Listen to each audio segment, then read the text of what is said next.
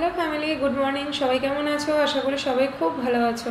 Welcome back to my another blog month Majumdar চ্যানেলে। তোমাদেরকে সকলকে স্বাগত এবং ভালোবাসা। বন্ধুরা, একটা নতুন ব্লগস নিয়ে চলে আসলাম। আর ভিডিওটা স্কিপ না করে পুরোটা দেখো, অবশ্যই কিন্তু তোমাদের খুব ভালো লাগবে ভিডিওটা। আর এই ভিডিওতে কী কী দেখাতে চলেছে, ভিডিও স্কিপ করলে কিন্তু সেটা জানতে পারবে না। অলরেডি তোমরা থাম্বনেল আর টাইটেল দেখে বুঝেই যাবে, তবুও তোমরা ভিডিওটা পুরোটা স্কিপ না করে দেখো, আশা করি তোমাদের ভীষণ ভালো লাগবে। তো চলো বন্ধুরা, এখানে দেখো অনেক ধরনের সবজি নিয়ে চলে এসেছি। আজকে অনেক বাজার করেছি। আর বাজার থেকে আজকে কি এনেছি দেখে নাও। এখানে বেগুন আছে, বাঁধাকপি আছে, ফুলকপি আছে, কাঁচা লঙ্কা, পেঁয়াজ, কুমড়ো, গাজর, টমেটো, ধনেপাতা, উচ্ছে, পেঁয়াজকলি, শিম, অনেক বাজার আজকে একসাথে করে এনেছি। আর বাজার করতে কার না ভালো লাগে, তাই না? আর আমি যেহেতু রেগুলার বাজারে যেতে পারি না, তাই একসাথে অনেক কটা সবজি বাজার করে আনলাম। এটাকে এখন ফ্রিজে স্টোর করে রাখবো। আর কিছুটা আলুও এনেছি, কারণ তোমরা সকলেই জানো যে আমি আলু খেতে ভীষণ ভালোবাসি। কারণ আলুর তরকারি বলো, রুটির সাথে খাওয়া বা লুচির সাথে ডুমো করে কালো জিরে ফোড়ন দিয়ে যে আলুর তরকারি খেতে আমার দারুণ লাগে। আর শুধু সবজি বাজারই করিনি বন্ধুরা, এখানে কিন্তু মাছ বাজারও করা আছে। আর আজকে কিন্তু বাহারি মাছের মেলা, কারণ আজকে আমি 3 রকমের মাছ নিয়ে এসেছি। আর কি কি মাছ এনেছি ভিডিও স্কিপ করলে কিন্তু জানতে পারবে না। তো দেখো, ভালো লাগবে। তো এখানে দেখো প্লাস্টিকগুলো খুলে নিচ্ছি। আর যেহেতু আমি হাতে ধরে ভিডিওটা শ্যুট করছি, তাই আমাকে এক হাতেই কিন্তু প্লাস্টিকের গিটগুলো খুলতে হচ্ছে। তো এখানে দেখো আমি কি কি মাছ এনেছি। আছে এখানে রুই মাছ, একটা প্লাস্টিক অলরেডি খোলা হয়ে গেছে, রুই মাছ আছে। আর এখানে এই মাছগুলো দেখে চিনতে পারছো তোমরা, এটা হচ্ছে আমুদি মাছ। আর ওই দেখো আরেকটা প্লাস্টিক। আর এক হাতে প্লাস্টিক খুলতে না ভীষণ প্রবলেম হচ্ছিলো।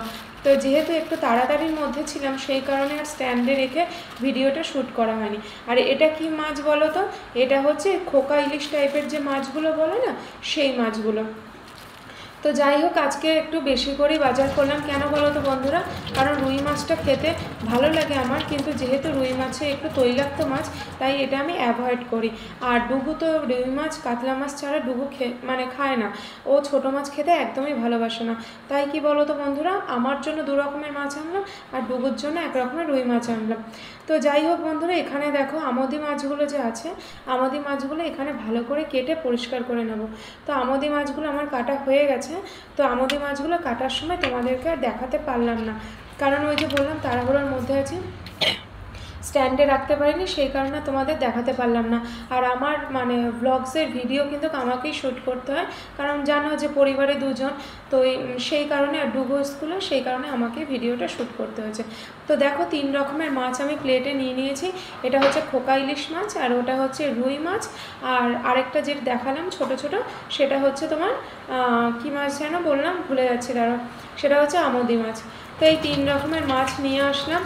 দরকার পড়ে না 3 রকমের মাছে, তবু ওই যে বললাম ডুগু ছোটো মাছ খেতে ভালোবাসে না, আর আমার ছোটো মাছ খেতে খুব ভালো লাগে, সেই কারণে আজকে 3 রকমের মাছ আনা হয়েছে।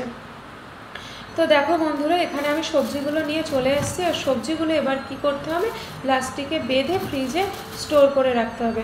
তো এখানে দেখো প্লাস্টিকের সবকটা সবজি দেখো আমি স্টোর করে রেখে দিচ্ছি। আর প্লাস্টিকের সবজি যদি রাখা যায় না বন্ধুরা, খুব ভালো হয়। সবজিটা অনেক দিন ধরে ভালো থাকে। তবে কি বলো তো, মাঝে মধ্যে যে সবজিগুলো একটু শুকিয়ে যায় বা একটু হালকা পচে ওঠে, সেগুলো আগে বের করে রান্না করে নিতে হয়।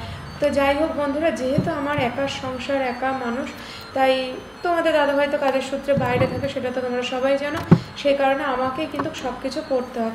আর আমার যে ওই রেগুলার বাজারে গিয়ে যে টাটকা সবজি আনা, সেটা কিন্তু আমার পক্ষে পসিবল হয় না প্রতিদিন।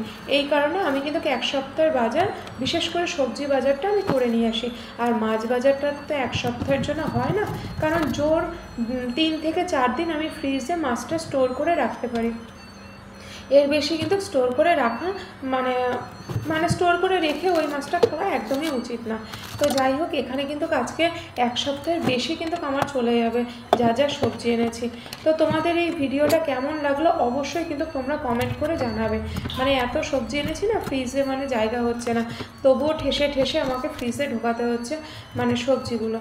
কি করব বন্ধুরা, চাপে পড়ে আমাকে ওটা আনতে হয়েছে। কেননা ওই যে রেগুলার যেহেতু বাজারে যেতে পারিনি, তো বাঁধাকপি ফুলকপিটাও আনা হয়েছে, তোমাদেরকে তো বললাম। আর এখানে দেখো ক্যাপসিকামও আছে, গাজরও আছে। আর ফুলকপিটা খেতে আমার খুব ভালো লাগে, কিন্তু গ্যাসের কারণে আমি ফুলকপিটা কিন্তু বেশিরভাগ সময় অ্যাভয়েড করি। আর ওখানে দেখো আদা রসুন সেটাও আনা হয়েছে, কাঁচা লঙ্কা আছে। আর কাঁচা লঙ্কা কিন্তু আমি আরও নিয়ে এসেছি, তবে সেটা এখন স্টোর করে রেখে দিলাম। আর এদিকে দেখো মাছের এখানে চলে আসলাম, মাছগুলো এবার ফ্রিজে স্টোর করে রাখবো। তো দেখি আজকে মাছ রান্না করব কি করব না সেটা জানতে গেলে ব্লগসটার দিকে মানে আমার ব্লগসটা তোমরা দেখতে থাকো এবং সেটা জানতে পারবে পরের ব্লগসে। আর আজকের ভিডিও তোমাদের কেমন লাগলো বন্ধুরা অবশ্যই কিন্তু কমেন্ট করে জানাবে। খুব তাড়াতাড়ি ফিরে আসবো নেক্সট ব্লগস নিয়ে। আর আমার ভিডিও কেমন লাগছে, ভালো লাগলো জানাবে, খারাপ লাগলো জানাবে কমেন্ট করে। তো মাছগুলো এখানে দেখো সমস্ত কিছু ধোয়া হয়ে গেছে, আর ভালো করে ধুয়ে নিয়ে মাছগুলো দেখো এখানে স্টোর করে রাখছি। আর ওই যে বললাম বন্ধুরা আজকে আমার একটু সমস্যা হয়ে গেছে, কারণ আমি ফোনটা না স্ট্যান্ডে রাখিনি, সেই কারণে কি বলতো এক হাতেই মানে সব কিছু আমাকে করতে হচ্ছে। এই কারণে কি বলতো একটু মানে প্রবলেম হয়ে যাচ্ছে। তো যাই হোক বন্ধুরা, ওখানে আমি বাটিটা রেখে দিয়েছি। আর এই 3 ধরনের মাছ মানে বেশি দিন লাগিয়ে কিন্তু খাওয়া যাবে না, কারণ 2-3 দিন জোর 4 দিন, এর বেশি কিন্তু ফ্রিজে মাছ স্টোর করে রাখা উচিত না। আর তোমরাও কিন্তু স্টোর করে রেখো না বন্ধুরা, কারণ এখনকার মানে কি বলবো প্রত্যেকেরই প্রায় গ্যাসের সমস্যা। সেই কারণেই বলছি, মানে ওপর থেকে দেখতে টাটকা লাগছে, কিন্তু অতদিন রেখে কিন্তু খাওয়াটা উচিত না। তো যাই হোক বন্ধুরা, আমার ভিডিও কেমন লাগছে সেটা তো অবশ্যই তোমরা কমেন্ট করে জানাবে।